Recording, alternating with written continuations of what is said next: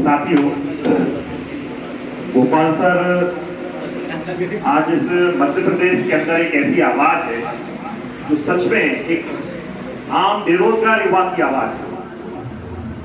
मतलब हम कहें कि जो लाइब्रेरियों में पढ़ाई कर रहे हैं, कोचिंगों में पढ़ाई कर रहे हैं, वो जरूरी नहीं है कि न्यू अतुल एकेडमी के स्टूडेंट हो। वो छात्र जो पूरे मध्य प्रदेश में कहीं भी पढ़ाई कर रहे हैं, उनकी एक आवाज। तो साथियों, हम लोग भी प्रेरित होते हैं, हम एक दूसरे से प्रेरित होते हैं। जो संघर्ष के साथी हैं उनसे प्रेरित होते हैं, वो लड़ाई लड़ने के लिए तैयार होते हैं। तो साथियों, वो लड़ाई हम लड़ रहे हैं और इस लड़ाई का क्या अंत होगा हम नहीं जानते, लेकिन हमारा फर्ज हम यहाँ पर अपना अदा करना है। यही हमारी बड़ी बात है। दोस्तों, 15 अगस्त हम मना रहे हैं। 15 अगस्त 1947 को हमारा देश आजाद। और आप देखिए इंदौर शहर में क्या जलवा है। बड़े बड़े डीजों के साथ बड़े बढ़िया डीजे निकाले जा रहे हैं, तिरंगा लेकर निकल रहे हैं और नौजवान बिल्कुल देशभक्ति से परिपूर्ण है। मैं आपसे सवाल पूछता हूं कि असल में देशभक्ति क्या है? क्या यही देशभक्ति है जो सड़कों पर बिल्कुल जा रहे हैं और जाते जाते आप देखेंगे रात को यही नौजवान जब थक जाएंगे तो रात को किसी बार में जाके, किसी ढाबे पे जाके बढ़िया शराब पिएंगे और जरूरत पड़ जाए तो दूसरे दिन किसी नुक्कड़ चौराहे पर किसी बहन बेटी को छेड़ते नजर यही नौजवान आ जाएंगे। क्या वास्तव में यही देशभक्ति है? आप सोचिए, अभी 11 अगस्त निकला है। 11 अगस्त को खुदीराम बोस का शहादत दिवस था। एक 11 साल का नौजवान जिसने ये तय कर लिया कि देश में कुछ गलत हो रहा है, उसके खिलाफ लड़ना चाहिए, और मात्र 17 साल की उम्र में फांसी के फंदे पर झूल गया। मात्र 17 साल। और जब फांसी की सजा खुदीराम बोस को सुनाई जा रही थी तो जज ने अंग्रेजी में बोल दिया कि आपको फांसी दी जाती है। खुदीराम बोस मुस्कुरा दिए। जज को लगा कि शायद समझ में नहीं आया इस बच्चे को। उसने बोला बंगला में बताओ इसको। तो खुदीराम ने बता दिया कि हाँ मैं समझ गया। तो खुदीराम बोस की वो मुस्कुराहट देखकर वो जज शर्मिंदा हो गया। तो असल में ये थे खुदीराम बोस जैसा नौजवान। आप सोचिए, उसको दर्द नहीं होगा, उसके माँ बाप नहीं थे, उसका कोई आगे पीछे नहीं था, उसका कैरियर नहीं था। हाँ, जब खुदीराम बोस को जाके फांसी के फंदे पर लटकाया गया तो जेलर था, उसने उस पर मोम लगा दिया फांसी के फंदे पर। आप जानते हैं खुदीराम बोस ने क्या किया? खुदीराम बोस ने कहा कि इसको हटाइए, जैसे और क्रांतिकारी फांसी के फंदे पर लटके हैं उसी फांसी के फंदे पर मुझे लटकाइए, आप मेरे साथ कोई रियायत मत कीजिए। एक नौजवान मात्र 17 साल का वो जिसने हिंदुस्तान की आजादी का सपना देख लिया, लेकिन एक नौजवान जिसको हम बोलते हैं कि चलिए आंदोलन के अंदर, वो ये नहीं कर पाता कि मैं क्या करूं। यही है देश का दुर्भाग्य आज के। आप सोचिए, 23 साल का नौजवान भगत सिंह और एक हम में से बहुत सारे लोगों की उम्र 17 साल से बड़ी हुई और बहुत सारे लोग 23 साल से भी बड़े होते। आप जानते हैं भगत सिंह इस देश का वो नाम जिसने मात्र 23 साल में देश की आजादी कैसे होना चाहिए वो तय कर लिया। देश की आजादी किस रास्ते पे आना चाहिए तय कर लिया था। आप सोचिए, ये जो नौजवानों के नाम आते हैं, यानी क्या शौक था घर से कि बिल्कुल फ्री थे या इनके माँ बाप नहीं थे कि भाई ठीक है क्रांति करेंगे। असल में उस देश की उस समय की जो परिस्थितियां थी, वो परिस्थिति ही उनको क्रांतिकारी बनाए। किसी भी महापुरुष को बनने के लिए कोई महापुरुष कैसे बनता है? उस समय की परिस्थितियां उनको महापुरुष बनाती है, उनके जीवन का संघर्ष उनको महापुरुष बनाता है। तो धारा के विपरीत जो लोग चले वो महान हुए, और जो धारा के साथ बह गए वो गुमनाम हो गए, पता नहीं कहां पर है।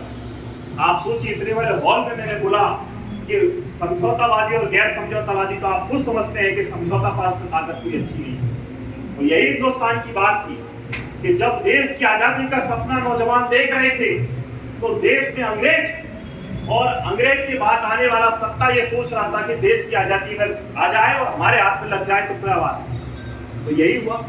इसलिए आप सोचिए, जो समझौतावादी धारा थी मैं उनकी इज्जत करता हूँ, मैं नफरत नहीं करता। गांधी जी हो या नेहरू जी हो, वो बहुत अच्छे इंसान थे, व्यक्तिगत रूप से ईमानदार थे, मैं इज्जत करता हूँ, लेकिन विचारधारा नहीं मानता मैं उनकी। क्यों नहीं मानता? क्योंकि जिस आजादी का सपना जब भगत सिंह देख रहे थे, नेताजी सुभाष चंद्र बोस ने 1931 में यह बोल दिया था टोटल इंडिपेंडेंस। जब गांधी जी कह रहे थे कि नहीं पूर्ण स्वराज नहीं, अभी तो हम क्या करेंगे, डोमिनेटेड स्टेट में रहेंगे, यही तो बात कर रहे थे गांधी जी। तो मैं कैसे गांधी जी से सहमत हो सकता हूँ, ये मुझे नहीं आता समझ। मैं नेताजी सुभाष चंद्र बोस से सहमत हूँ कि जब उन्होंने 1931 में ऐलान कर दिया पूर्ण स्वराज, गाय का समझौता होगा, गाय का और शेर का कोई समझौता हो सकता है, तो खाने के लिए बैठे। इसीलिए मैं गैर समझौतावादी धारा को मानता हूं। जब नेताजी सुभाष चंद्र बोस ने बोला कि ये सही समय है लड़ने का, अंग्रेजों को भगाने का, आप अंग्रेजों को हाथ मत जोड़िए, इनको जूते मार के बाहर भगाइए, क्या होगा? अरे मारे जाएंगे ना, वैसे भी तो जिल्लत की जिंदगी कौन सी जिंदगी होती है, मारे जाएंगे और क्या होगा। लेकिन यही समझौता पस्त धारा नेताजी सुभाष चंद्र बोस का साथ नहीं दिए।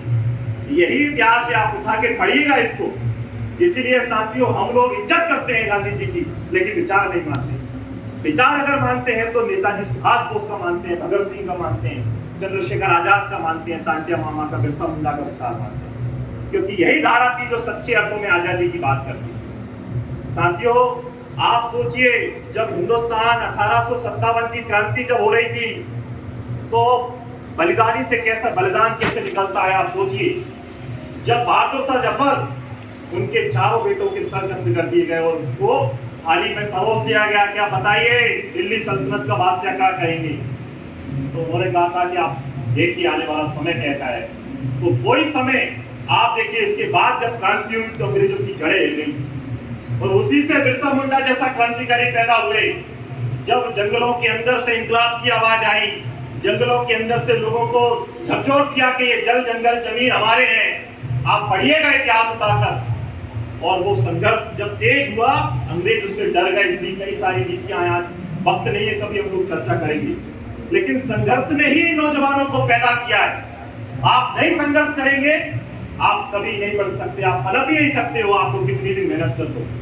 ये संघर्ष की बात होती है साहब। आप सोचिए, मैं बता रहा था आपको कि नेताजी सुभाष चंद्र बोस एक बड़े ऐसे मकान में रहते थे। एक बढ़िया मकान था उनका, खूब आलीशान। उनके पिता बढ़िया वकील थे, उनके सारे जो भाई थे उनमें 8वीं संतान थे, वो सभी अच्छी पोस्टों पे थे, कोई तकलीफ नहीं थी घर में। लेकिन वो जहाँ रहते थे उसके नीचे देखते थे बूढ़ी भिखारी माँ रहती थी वहां पर। तो नेताजी सुभाष चंद्र बोस को मन में तकलीफ हुई, क्या है इसका। तो जब छोटे थे, 8th क्लास के स्टूडेंट थे नेताजी सुभाष बोस, तो उन्होंने क्या किया, जब वो जाते थे स्कूल तो अपना टिफिन उस बूढ़ी माँ को लेके चले जाते, और आते थे तो लेके आ जाते थे खाली टिफिन। एक बार सुभाष को बुखार आ गया, स्कूल नहीं जा पाए, और वो टिफिन जो था, जब सुभाष अच्छे हुए तो जब उनको वो आया कि यार मैं तो 2 दिन से स्कूल ही नहीं गया, रोने लगे। माँ ने पूछा क्या हुआ, क्यों रो रहा है सुभाष? तो सुभाष बोस ने बोला कि माँ, वो बूढ़ी माँ 2 दिन से भूखी, मैं उसको खाना नहीं दे पाया। और पूरा किस्सा सुभाष ने उनको बताया कि मैं जो आप टिफिन देती हूँ मैं उसको देती हूँ। झरझर आंसू बहने लगे, सुभाष रो रहे। ये होते महानता की बात दोस्तों। जब देश में अगर संकट पैदा हो और हम किताबों में सर गड़ा के बैठ जाएं, तो मैं आपको इंसान नहीं बोल सकता, मैं आपको नौजवान भी नहीं बोल सकता। जब देश में नौजवान लड़ रहा है सड़कों पर और आप लाइब्रेरी में जाके सर खपा के बैठे हैं, अरे आप काय के इंसान, काय के छात्र, काय के युवा, ये नहीं। सुभाष बोस से जीवन से सीख लीजिए कि जीवन की कोई समस्या ऐसी नहीं जिसमें उन्होंने अपना भागीदारी नहीं करी। और आप सोचिए, उनको एक वहीं पे उनके जीवन से सीख लेना है। एक वहां पे एक टीचर ने वो कर दिया कमेंट, अरे क्या देशभक्ति करोगे तुम, जरा पास होके दिखाओ जरा क्या होता है IAS। आप जानते हैं नेताजी सुभाष चंद्र बोस दूसरे नंबर पर आए थे, गए इंग्लैंड, पढ़ाई करके आए, IAS बन के आए और दूसरे नंबर पे आए। और आके जो बाकी जो कांग्रेस के लीडर थे उनको बोल दिया लो डिग्री। ये होता है क्रांतिकारियों का जज्बा। क्रांतिकारियों के लिए कोई काम असंभव नहीं होता, ये नेताजी ने दिखाया। और आपसे मैं पूछना चाहता हूँ कि नेताजी सुभाष चंद्र बोस उस टाइम पे दूसरे नंबर पे आए, पहले नंबर पे कौन आया था, कोई जानता है? कोई भी नहीं आया, कोई भी नाम कोई नहीं जानता हिंदुस्तान के अंदर पहले नंबर पे कौन आया था। लेकिन जो बंदा दूसरे नंबर पे आया उसका पूरा देश बच्चा बच्चा उसका नाम जानता है। आज बच्चे उन नेताजी की ड्रेस पहन के जा रहे होंगे। सोचिए, पढ़ाई जरूरी वो नहीं है, ज्यादा जरूरी होता है संघर्ष। नेताजी का संघर्ष लोग याद रखते हैं, डिग्री याद नहीं रखते। तो इसलिए इस घटना से आपको भी सीखना है कि आप हताश क्यों होते हो, निराश क्यों होते हो। थोड़ी सी भी दिक्कत आ गई, रस्सी भी पंखा पे लटका, खत्म जिंदगी। यही युवाओं का कर्तव्य होता है। अरे जब लड़ रही है तो गोपाल सर आंदोलन कर रही है, बोल रहे हैं चलिए सड़कों पर गोली खा के मरिए और नौजवानों के लिए संघर्ष तेज होगा। पंखे पे लटकने से मरने से क्या होता है भाई। इस देश के अंदर 2 घंटे में 3 नौजवान बेरोजगारी के कारण आत्महत्या कर देते हैं। आप बताइए क्या देश, युवाओं का देश, बेरोजगारी के कारण आत्महत्या कर रहे हैं। और आत्महत्या कर रहे हैं, अरे संघर्ष अगर करते वो लोग तो देश के अंदर हालत कुछ और होगी। साथियों, मैं वही बताना चाहता हूं आप लोगों को कि नेताजी सुभाष चंद्र बोस से सीख लीजिए। आप सीख लीजिए भगत सिंह से। आप सोचिए कि कड़ाके की सर्दियों में जब बर्फ की शिल्ली पे लंगा लिटाकर भगत सिंह में चाबुक पड़ रही, तो भगत सिंह से बोला आकाश जेलर के भगत सिंह क्यों जिद पकड़े हो, मैं तुम थक जाओगे। भगत सिंह ने कहा नहीं थकूंगा, आप अपना काम करिए। तो जेलर ने बोला देखिए मैं मेरी नमक का हक अदा कर रहा हूं। तो भगत सिंह ने बोला कि जेलर साहब आप अपने नमक का हक अदा करिए, मैं मेरी मिट्टी का हक अदा कर रहा हूं। ये थे भगत सिंह। भगत सिंह की माँ उनसे जेल में मिलने के लिए आई। भगत सिंह की माँ जब जेल में मिलने के लिए आई तो भगत सिंह को देख के रोने लगी। तो भगत सिंह से उनकी माँ ने बोला कि बेटा तू सबके बारे में सोचता है, तेरी माँ के बारे में नहीं सोचता। भगत सिंह ने कहा कि माँ, मैं जब भी इस हिंदुस्तान की तमाम माओं को देखता हूँ जो फुटपाथ पे भीख मांग रही हैं, जो बिन कपड़े की है, भूखी है, उन्हें कोई दिखती। ये थे भगत सिंह, ये थे भगत सिंह। सोचो आप। और उन्होंने कहा कि माँ रोना मत, नहीं तो लोग बोलेंगे भगत सिंह की माँ रो गई। ये जज्बा ही हमको 15 अगस्त 1947 की याद दिलाना चाहिए। हम लोग डीजे जाके डांस करेंगे, बढ़िया ये करेंगे, ऐसे यासी करेंगे, इसके लिए आजादी का दिन नहीं था। और आजादी का दिन आप पढ़िए, भगत सिंह जब पढ़ रहे थे जेल के अंदर, वो एक महान क्रांतिकारी की किताब पढ़ रहे थे, जीवनी पढ़ रहे थे वो लेनिन की, कि रूस देश एक है, वहां पे समाजवाद कायम हो गया है, देश की हालत बदल गई है, हमारे देश में कैसे होगा। कब पढ़ रहे थे? फांसी के फंदे के 2-3 घंटे पहले जेलर आया, उसने कहा चलिए भगत सिंह आपकी टाइम हो गया है। तो भगत सिंह ने कहा कि थोड़ा रुकिए, अभी एक चैप्टर और पूरा करके चलते हैं। आप सोचिए, फांसी का फंदा इंतजार कर रहा है और भगत सिंह जीवनी पढ़ रहे हैं, आखिरी दम तक भी कमजोर नहीं पड़ रहा है।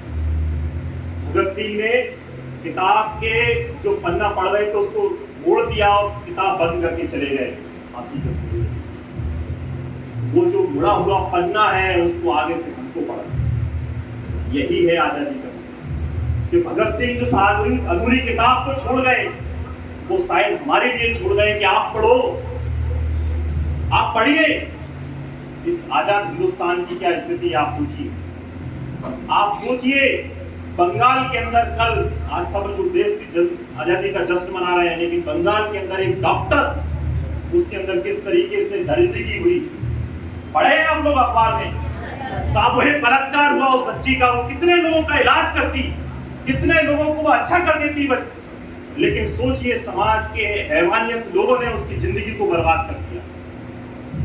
आज कितनी सारी बच्चियां, 2 साल की बच्ची भी सुरक्षित नहीं है समाज के अंदर। आजादी का जश्न मना रहे हैं, समझ रहे हैं, आजादी का जश्न मना रहे हैं। 2 साल की बच्ची भी सुरक्षित नहीं। मेरे घर में बच्ची है, आपके घर में भतीजी होगी, भांजी होगी, आप सोचिए उनकी तरफ नजर के सुरक्षित है समाज के अंदर। जब लड़कियां घर से बाहर जाती हैं तो माँ की नजरें सुई पे, जो होती ना घड़ी, उसकी सुई पे लगी रहती है, टिक टिक टिक टिक, उनकी धड़कनें भी टिक टिक टिक टिक होती है। तो बोल रही थी 3 बजे, लेकिन 3:15 बजे अभी तक आई नहीं। कौन सा दरिंदा किस मोड़ पे खड़ा होगा और शिकार करेगा, ये कोई नहीं जानता। ऐसे समाज में रहते हैं आप और हम, और हमारा क्या कर्तव्य होना चाहिए इस समाज के लिए, ये आप सोचिए साथियों। आज के अगर आजादी का सच में आप लोग डिस्कस निकालते हैं, ये आदिवासी क्षेत्र में हम जहाँ रहते हैं, कभी ढंग से कपड़ा पहनने को नहीं मिला। सोचिए आप, जो नीचे पहन के धोती फट गई है, कुत्ता फट गया है, बाप सपने देख रहा है कि बेटा इंदौर जा, तू ले कर्जा उठाया महाजन से, उसने अपनी जमीन जो भी छोटी मोटी थी, तू जा इंदौर पढ़ गया। बच्चा बिल्कुल गया है पढ़ने के लिए और इंतजार कर रहा है कि बस पापा मैंने बस फॉर्म भरा है पटवारी का, और पटवारी का जब रिजल्ट आता है तो क्या देखते हैं, बस हो गया। जिसने मेहनत की, जिसने एक टाइम भूखा रह के दिन रात पढ़ाई करी, उस किसान का बच्चा, उस किसान के बाबा सपना देख रहे थे बेटा पटवारी बन के आएगा, लेकिन बेटा पटवारी नहीं बना। कौन खा गया उसकी नौकरी? ये सिस्टम खा गया है नौकरी इसकी। आप आजादी का दुश्मन आ रहा है, ये सिस्टम में इतने कीड़े हैं, इतना लीकेज हो गया है कि आप कितनी मेहनत कर रहे हैं, कितनी तैयारी करते हैं, दिन रात 4 बजे से बच्चे दौड़ रहे हैं, लेकिन सिस्टम इतना भ्रष्ट हो गया, इतना करप्ट हो गया, इतना लीक हो गया है कि कैसे होगा। माँ बाप सबके देख रहे हैं, बच्ची का बोल रहे हैं कि शादी करेंगे बेटा, आप कब तक पढ़ेगी, तू आजा घर, तेरे लिए लड़का देख लिया। कितनी लड़कियों के रिश्ते टूट गए, किसी ने लड़कियों के सपने टूट गए, माँ बाप ने कर्जा ले लिया था, किसी माँ का इलाज होना था, सारा का सारा बर्बाद एक रिजल्ट ने कर दिया। सर बोल रहे थे ऐसा ही नहीं आ रही, आप बताइए कब तक इंतजार करेंगे हम लोग? यही हो रहा है। लेकिन साथियों, नौजवानों के पास दिशा नहीं है आज की स्थिति, वो दिशा की जरूरत है। अगर हम इस पीढ़ी की लड़ाई, अगली पीढ़ी जब आएगी ना, और वो हमारे बच्चे जब आएंगे तो भूकेंगे हम लोगों पर कि जब ये सब हो रहा था तो तुम लोग क्या कर रहे थे, क्या कर रहे थे आप लोग? लाइब्रेरी में बैठे थे भाई, अरे पार्क में घूम रहे थे, कोचिंग सेंटर में बैठे थे, क्या कर रहे थे आप लोग? क्यों नहीं गए सड़कों पर उस टाइम पे? आप जाना चाहिए था ना आपको, नहीं गए। लेकिन आप दोस्तों, ये जिंदगी हमको हमेशा मौका देती है संघर्ष करने का, इसलिए मेरी बातें कुछ बुरी लग रही होंगी, लेकिन यही समाज की हकीकत और यही सच्चाई है दोस्तों। हम लोग डेली सपना देखते हैं और डेली सपने टूट जाते हैं, समझ रहे हैं? आज की एक कविता है कि सबसे खतरनाक क्या होता है? सबसे खतरनाक कुछ भी नहीं होता है, सबसे खतरनाक होता है सपनों का मर जाना।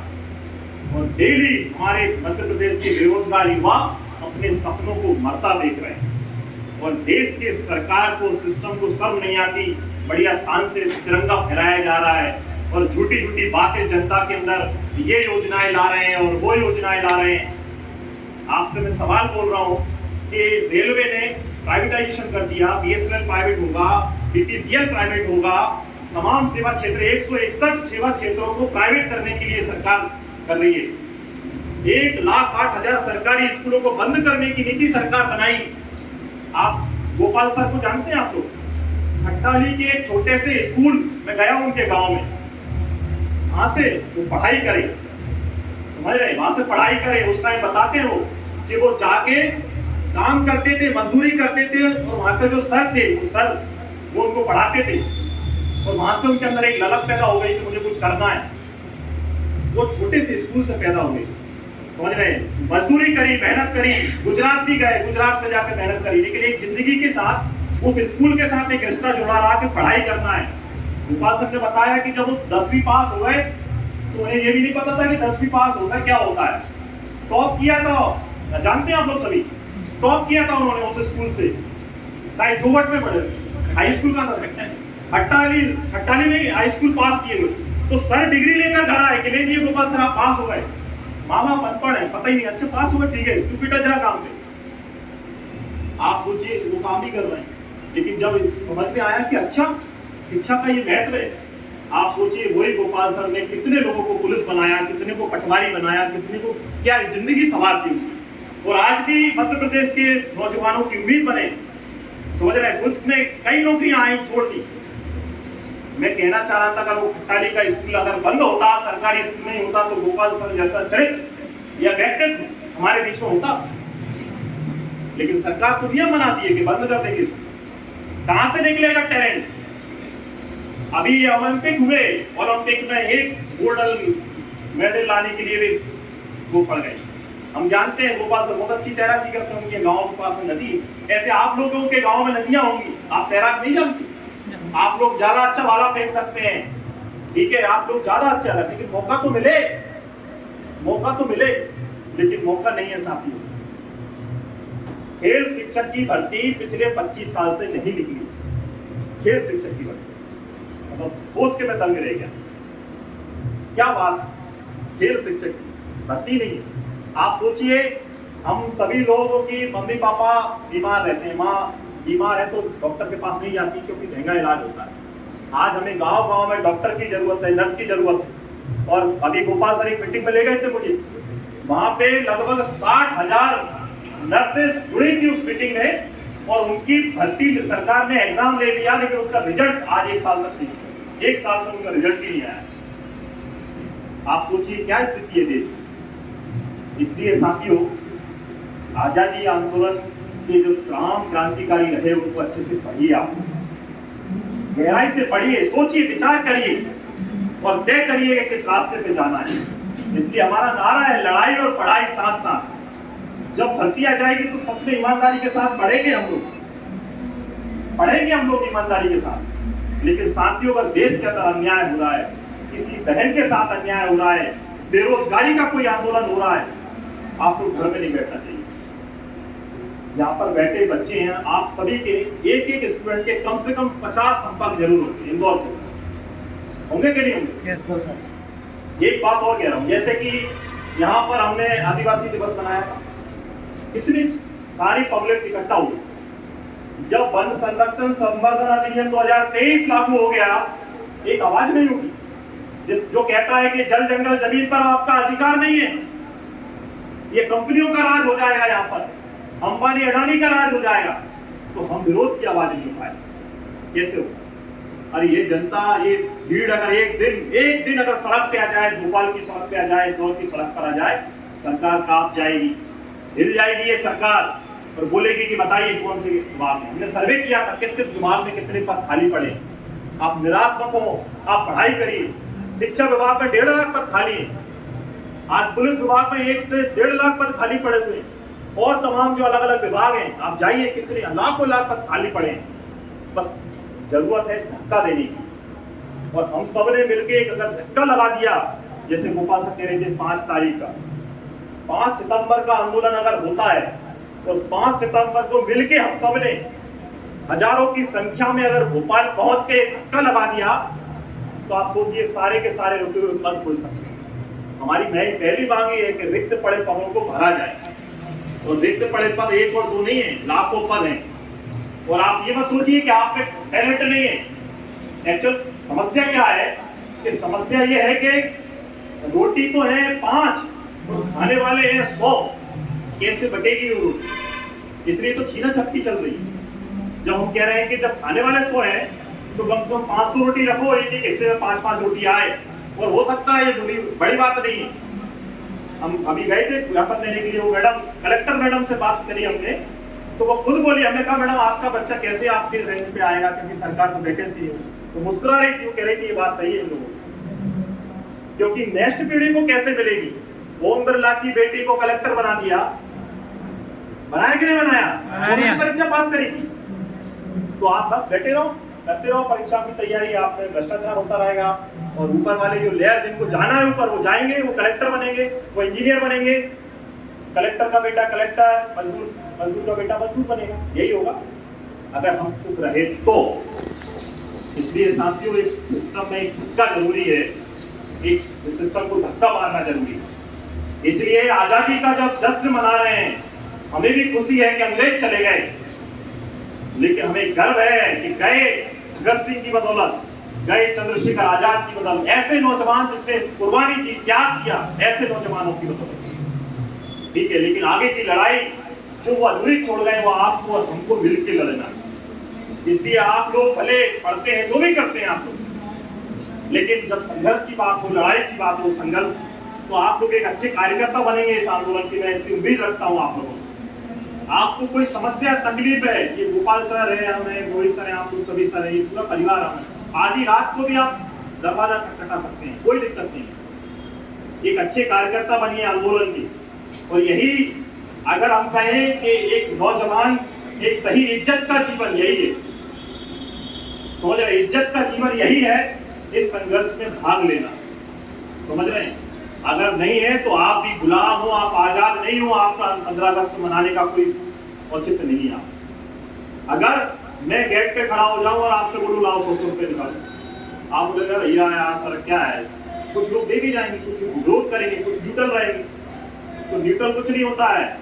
न्यूट्रल होने का मतलब है शासक वर्ग की हिम्मत बढ़ा रहे हैं आप। तो ये पैगाम मध्य प्रदेश के छात्रों तक आप पहुंचाइए कि आप जो बैठे हो न्यूट्रल, उससे कुछ नहीं होता।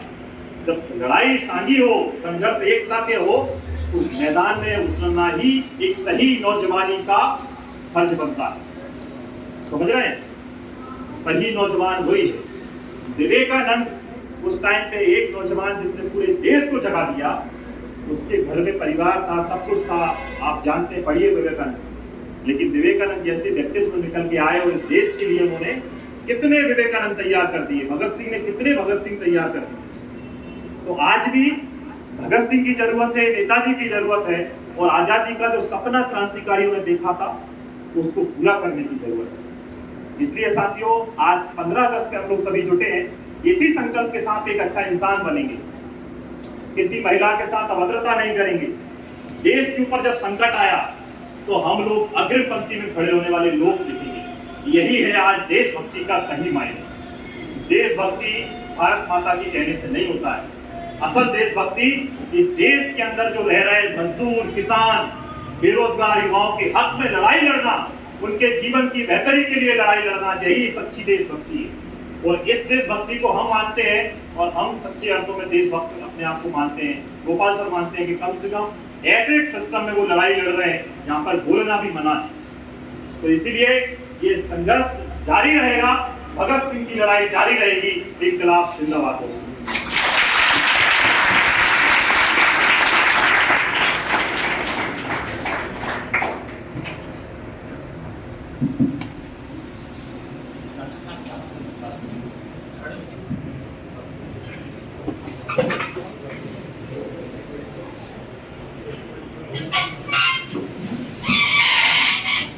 ठीक है साथियों, हम लोग राष्ट्रीय गान करेंगे और